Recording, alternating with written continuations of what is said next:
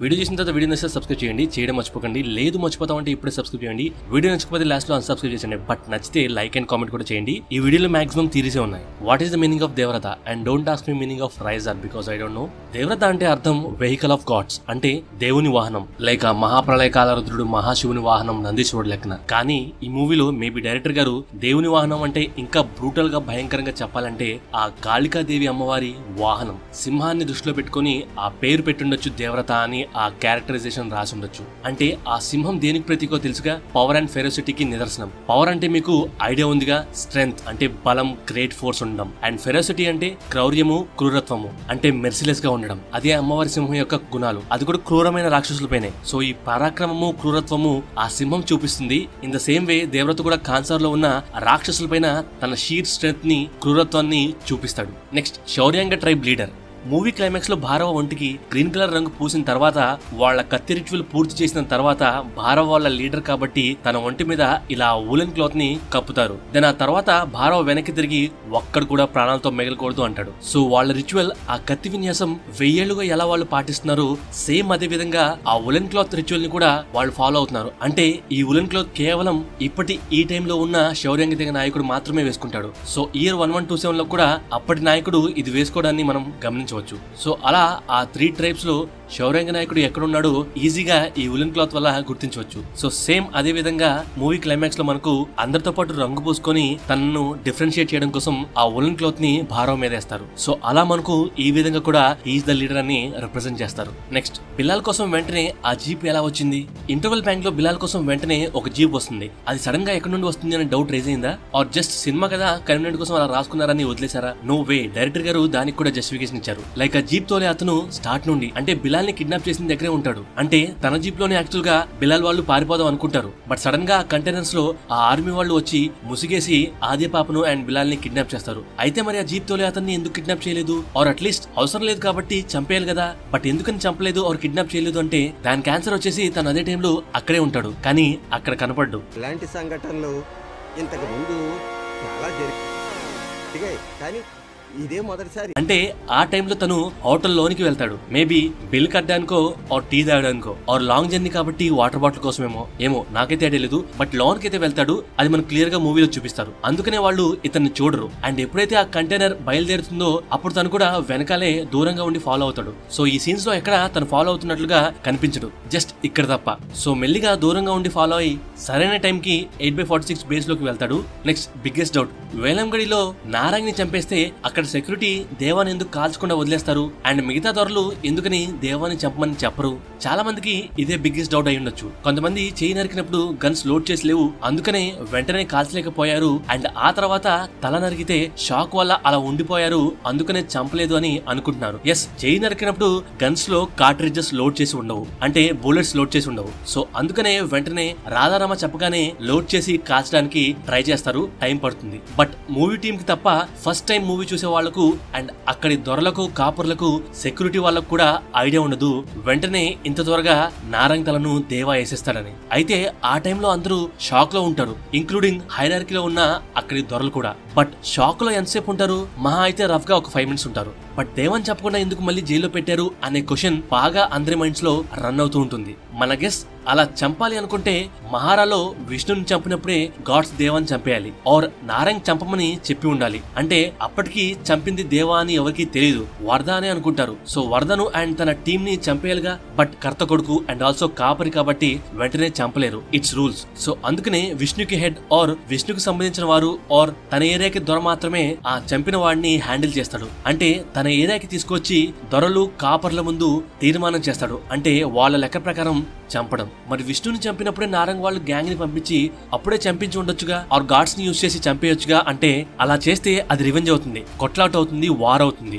So ceasefire ఉన్నప్పుడు కాపర్లను, దొరలను చంపకూడదు, ఎందుకంటే వాళ్ళు కడియాలు వేసుకుని ఉంటారు. అది నిబంధనకు విరుద్ధం. మరి వేలంగిడి తీసుకొచ్చి చంపొచ్చా? అది నిబంధనకు విరుద్ధం కాదా అంటే కాదు, ఎందుకంటే ఇది నిబంధన ప్రకారం రివెంజ్ కాదు, ఇట్స్ రూల్. శిక్ష అమలు చేయడం అంటారు. ఇక్కడ నారంగ్ రివెంజ్ పూర్తవుతుంది, బట్ రూల్స్ ప్రకారమే. సో అందుకనే రాధారామ వణికిపోతుంది, వాళ్ళ నాన్న అనుకున్న మాట ఎక్కడ పోతుందో అని. అదే వరద ఎక్కడ శిక్ష కారణంగా చనిపోతాడో అని. సో అక్కడ మహారాలో కాపర్ని, కాబోయే దొరను, కర్త కొడుకుని చంపడానికిను ఇక్కడ వేలంగడిలో దొరల ముందు కాపర్ల ముందు చంపడానికి చాలా డిఫరెన్స్ ఉంది, అదే నిబంధన. బట్ ఇక్కడ నారంగ్ చేయి తెగే టైంకి నారంగ్ బ్రతికే ఉంటాడుగా, అందుకనే రాధారామ దేవాను చంపేయమంటుంది. ఎందుకంటే ఒక కామన్ మ్యాన్ దొరక ఎదురు తిరిగాడు అని, అండ్ ఆల్సో తన తమ్ముడిని కాపాడుకుందామని కూడా. బట్ ఎప్పుడైతే దేవా నారంగ్ తల నరికేస్తాడో అందరూ షాక్ కి గురవుతారు, బట్ ఎవరు ఏమి చేయలేరు. అంటే కాపరికి ఏదన్నా అయితే దొర హ్యాండిల్ చేస్తాడు, లైక్ నారంగ్ దేవాను వరదను హ్యాండిల్ చేయడానికి ప్రయత్నించినట్టుగా. బట్ దొరకి ఏదన్నా అయితే అతన్ని కర్త మాత్రమే హ్యాండిల్ చేస్తాడు. అది బేసిక్ రూల్. ఇందాక చెప్పాను కదా ఆన్ స్పాట్ లో డిసిషన్ తీసుకోలేరని. చెయ్యి కంటే తల ఎక్కువ కదా అంటే అవును, బట్ ఆ టైంలో నారంగ్ బ్రతికే ఉన్నాడు. సో అందుకనే రాధారామ ఫస్ట్ టైం లాగా సెకండ్ టైం వాడిని చంపేండ్రా అని చెప్పదు. అండ్ ఆ గాడ్స్ కూడా చెయ్యి నరికిన టైంలో చంపేండ్రా అన్నారు కదా అని కాల్చరు, ఎందుకంటే దాన్ని హ్యాండిల్ చేయాల్సింది కర్త.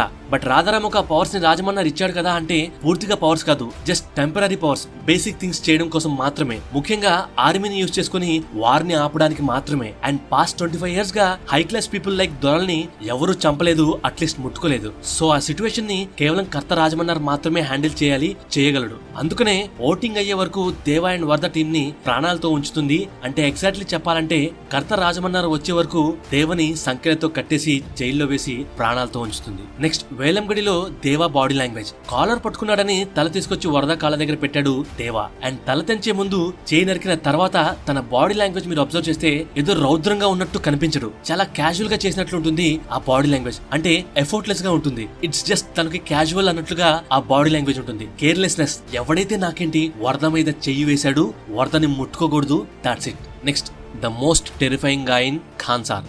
క్లైమాక్స్ లో దేవా శౌర్యంగా అని తెలియగానే అది ఖాన్సార్ లో ఇంకా టెర్రర్ ని క్రియేట్ చేస్తుంది. బట్ దానికి యాడెడ్ గా ఎక్స్ట్రాగా రుద్రను టెరిఫైయింగ్ చేసేది ఆ వచ్చిన బయటోడు వరద చిన్నప్పటి ఫ్రెండ్ అని. ఎందుకంటే చిన్నప్పుడు జస్ట్ ముక్కుపోగు కోసమే అలా చేశారంటే మరి ఇక్కడ రుద్ర వరదని చంపే ప్రయత్నం బలంగానే చేశాడు. సో అప్పుడు దేవా రుద్రని ఏం చేస్తాడు అనే టెన్స్ రుద్రలో ఖచ్చితంగా ఉంటుంది. కానీ తనకు ఒక ధైర్యం కూడా ఉంది, అదే పండిత్. దాని గురించి రాజమన్నారు క్లియర్ గా చెప్తాడు. రుద్ర పండిత్ ని ఎందుకు పిలిపించాడు అనుకుంటున్నావు? పండిత్ ఏం చేయగలడో నాకు తెలుసు. సో ఇంతకీ పండిత్ ఏం చేశాడో మాట్లాడుకుందాం. బట్ దానికంటే ముందు శౌర్యాంగుల గురించి మాట్లాడుకుందాం. తిరు క్లైమాక్స్ లో ధార 25 ఏళ్ల ముందు ఆయనే ఆ కుర్చీలో కూర్చోవలసింది, నువ్వు ఆయన్నే చంపావు. ఎన్ని సంవత్సరాలుగా తన గురించి వెతుకుతూనే ఉన్నావు, తనే తిరిగి వచ్చాడు. ఖాన్సార్ లో అడుగు పెట్టినప్పటి నుండి వాడొక్కడే ఏం చేశాడో చూశారు కదా, మా నాయకుడు అని దేవా గురించి గొప్పగా చెప్తాడు తిరు. ఒక్కడే ఇలా చేశాడంటే అలాంటి వాడికి మాలాంటి సైన్యం తోడైతే ఎలా ఉంటుందో తెలుసా అన్నట్లుగా అక్కడి కాంటెక్స్ట్. అంటే పగ తీర్చుకోవాలి అన్న కాన్సెప్టే లేకుండానే ఇలా ఇంతగా బ్రూటల్ గా ఒక శౌర్యంగా చంపితే 25 సంవత్సరాలుగా పగతో కసిగా వెయిట్ చేస్తున్న శౌర్యాంగులు ఇంకెంత బ్రూటల్ గా ఖాన్సార్ లోని వాళ్లను తెగ నరుకుతారో జస్ట్ ఇమాజిన్ అని అక్కడ రాజమన్నార్తో తిరు చెప్తున్నాడు. బట్ రాజమన్నార్ కి ముందు నుండి ఒక భయం ఉంది, అది బయటకు చూపించడు. ఎగ్జాంపుల్ గా శౌర్యాంగ తెగలో ఒక్కడు కూడా మిగలకూడదని రాజమన్నార్ చెప్తున్నప్పుడు మన్నార్సిలోని ఒకడు వాళ్ళనా మనం ఎదుర్కోగలమా అని భయపడుతూ అంటాడు. అంటే మన్నార్సి తెగలోని లీడర్స్ కి శౌర్యాంగులు అంటే భయమే. అది ఇతను ఎక్స్ప్రెస్ చేస్తాడు, కానీ వాళ్ల ముందు రాజమన్నార్ ఎక్స్ప్రెస్ చేయడు. బట్ అది ఈ పెద్ద పెద్ద గోడల రూపంలో చూపిస్తాడు. అదే భయాన్ని మళ్ళీ మూవీ లాస్ట్ లో రాధారామతో చెప్తాడు రాజమన్నార్. అయితే వీళ్ళందరూ శౌర్యాంగులకు ఎందుకు భయపడుతున్నారు అనేది వాళ్ళ చరిత్ర మొదలైన దగ్గర నుండి మాట్లాడుకుందాం. శౌర్యాంగులు అనగానే మనకి ఎక్కువగా గుర్రాలను చూపిస్తున్నారు. అంటే ఇయర్ 1127 లో దొంగతనాలకు దోపిడీలకు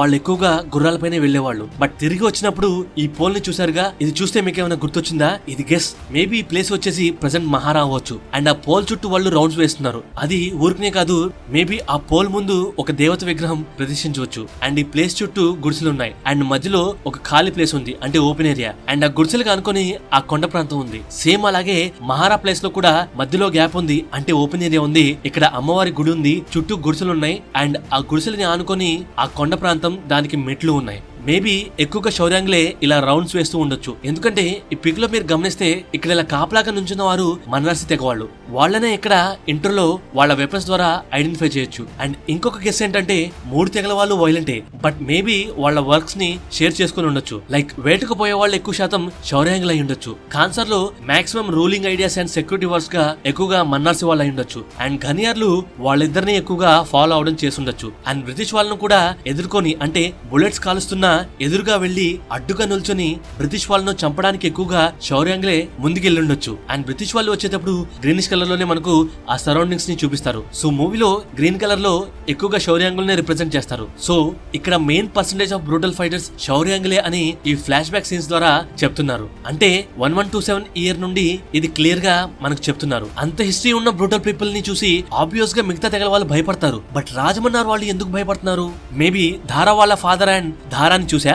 అంటే మూవీలో ఒక డైలాగ్ ఉంటుంది, తెగలకున్న వైలెంట్ నేచర్ తెలుసున్న శివమన్నార్ సంపద విపరీతంగా పెరగడంతో ఖాన్ సార్ ని ఒక వ్యవస్థగా మార్చాలనుకుంటాడు. సో వ్యవస్థగా మార్చక ముందు, నిబంధన రాకముందు వాళ్ళు ఏమైనా చేసి ఉండొచ్చు. లైక్ విపరీతంగా వైలెంట్ గా బిహేవ్ చేయగలరు ఫర్ నో రీజన్. అంటే రూల్స్ లేవు, బట్ లీడర్ మాత్రమే ఉన్నాడు. అది వాళ్ళు పెట్టుకున్న ఒప్పందం మాత్రమే. అంటే నిబంధనకు ముందు 3 తెగల వాళ్ళు పెట్టుకున్న ఒప్పందం ఒకరి తర్వాత ఒకరు రూల్ చేయాలి అనేది. దాన్ని స్ట్రిక్ట్ గా 1127 ఇయర్ నుండి ఫాలో అవుతున్నారు. మధ్యలో డబ్బు మీద పదవి మీద ఆశ పెరిగి ఎవరు వైలెంట్ అవ్వకూడదని సిస్టమ్ గా మార్చి అందరికి ఒకటే రూల్ అని నిబంధన క్రియేట్ చేశాడు శివమన్నార్. బట్ నిబంధనకు ముందు ఎంతటి వైలెంట్ థింగ్స్ జరిగాయో మనకు తెలీదు, మనం చెప్పలేం. అంటే రాజమన్నార్ అండ్ టీం భయపడడానికి అంత ఘోరంగా ధారా వాళ్ళ ఫాదర్ ఆర్ ధారా ఏం చేసి ఉంటారు?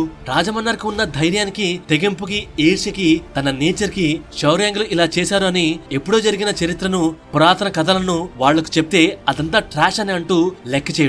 బట్ 100 ఏళ్లుగా శౌర్యాంగులు చేసిన బ్రూటల్ థింగ్స్ ని విన్న రాజమన్నార్ అండ్ టీం అదే థింగ్స్ ని కళ్ళారా చూస్తే గాని శౌర్యాంగులు ఎంత క్రూరంగా ఉంటారో, ఎస్పెషలీ వాళ్ళను ఎదిరించడానికి ప్రయత్నిస్తేనే వాళ్ళు ఎంత క్రూరంగా, కిరాతకంగా, మృగాల కంటే దారుణంగా ఉంటారు అనేది రాజమన్నార్ కళ్ళారా చూసి ఉండొచ్చు. సో విన్నదాన్ని కాదు, కళ్ళారా చూసినందుకు రాజమన్నార్ అండ్ టీం శౌర్యాంగులు అంటే భయపడుతున్నారు, వణికిపోతున్నారు. సో అలాంటి ఒక సీక్వెన్స్ శౌర్యాంగుల బల పరాక్రమాలను, వాళ్ళ తెగింపును మనకు ధారా రూపంలో ఖచ్చితంగా శౌర్యాంగ పర్వంలో చూపించబోతున్నారు. సో ఇదే విషయాన్ని శ్రీమతి లిఖితారెడ్డి నీల్ గారు చాలా ఈగర్ గా ధారా రోల్ కోసం వెయిట్ చేస్తున్నానని రిప్లై ఇచ్చారు. అంటే ధారా అంత పవర్ఫులా?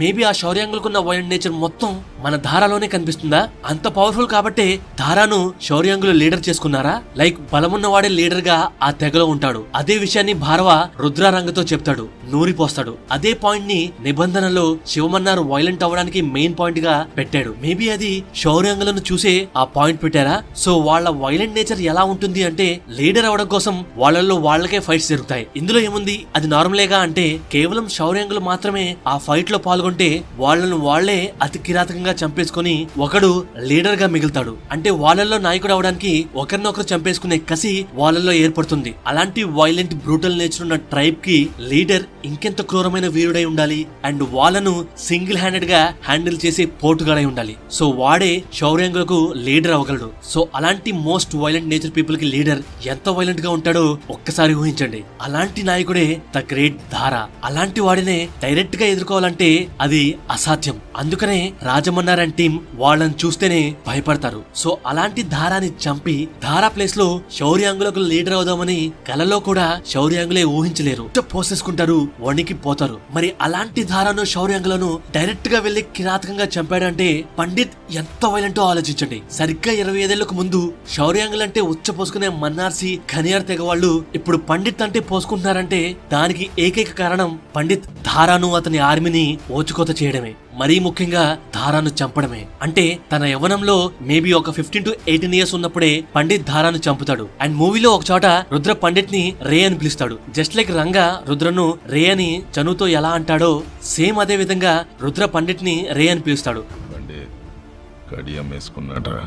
అంటే they are friends from the start. So చిన్నప్పటి నుండే వాళ్ళు మేబీ ఫ్రెండ్స్ అవ్వచ్చు. సో చిన్నప్పుడే అతి కిరాతకంగా పండిత్ ధారాను చంపాడంటే ఇప్పుడు ఏమేం చేయగలడు అని అందరూ భయపడుతున్నారు. కానీ ధారాను చంపడం అంత ఈజీగా జరగలేదు. అది మనకు పండిత్ రూపంలో క్లియర్ గా చూపిస్తున్నారు. లైక్ పండిత్ ఫేస్ మీద లెఫ్ట్ సైడ్ కత్తిగాడు ఉంటుంది అండ్ రైట్ లెగ్ కుంటుతూ ఉంటాడు. అది స్టైల్ కోసం కాదు, మేబీ ధారా కత్తివేటు గుర్తుగా మనకు చూపిస్తూ ఉండొచ్చు. అదేంటి ధారా చిన్నపిల్లాడిని నరకడం ఏంటి అంటే, చిన్నపిల్లాడని తెలియక కత్తి దూసిన తర్వాత సడన్ గా పిల్లాడని తెలిసి ఆపితేనే ఆ కాలుతో అలా పండిత్ ఇప్పటికీ కుంటుతూ ఉంటాడు. లేకపోతే వంచి నూరాలా, ఎముకలు తెగాల ఆ కాళ్లే ఉండేవి కాదు, అసలు పండితే ఉండేవాడు కాదు. సో అలాంటి వైలెంట్ నేచర్ ఉన్న పండిత్ కి దేవరతకి ఫేస్ ఆఫ్ ఉంటుంది. ఖచ్చితంగా దేవరత పండిత్ అని భయపడే వాళ్ల ముందే పండిత్ ని చంపేస్తాడు. అంటే ఇలా కూడా ఇంత క్రూరంగా కూడా చంపుతారా అన్నట్లుగా ఉంటుంది ఆ సీక్వెన్స్. అది చూసిన ప్రతి వాడు దేవాను చూస్తేనే కాదు, అతని పేరు వింటేనే కాదు, తన చేతి మీద ఉన్న సీల్ ని చూసినా భయంకరంగా భయపడతాడు. మరీ ముఖ్యంగా వరద దగ్గరకు ఎవరూ రారు. పొర్రపాటున ఈసారి వరదకు చేయి తగిలితేనే కాదు, వరద పేరు ఎత్తినా తల నరికేస్తాడేమో అని వణికిపోతూ ఉంటారు. అందుకనే దేవా చేతి కత్తి అస్సలు దొరకకూడదు. సో డైరెక్టర్ గారు శౌర్యాంగుల్ ని, పండిత్ ని, దేవరతని, ధారాని ఎలా చూపిస్తారు అనేది చూడ్డానికి శౌర్యాంగ పర్వం వచ్చే వరకు ఖచ్చితంగా వెయిట్ చేయాల్సిందే. ఈలోపు జస్ట్ ఇదొక థియరీ, మన గెస్. ఇది 1% ఎలివేషన్ అయితే దానికి 100% ఎలివేషన్స్ శౌర్యాంగ పర్వంలో ఉండాలని కోరుకుందాం. వీడియో నచ్చితే సబ్స్క్రైబ్ తో పాటు లైక్ అండ్ కామెంట్ కూడా చేయండి. Thank you, love you all.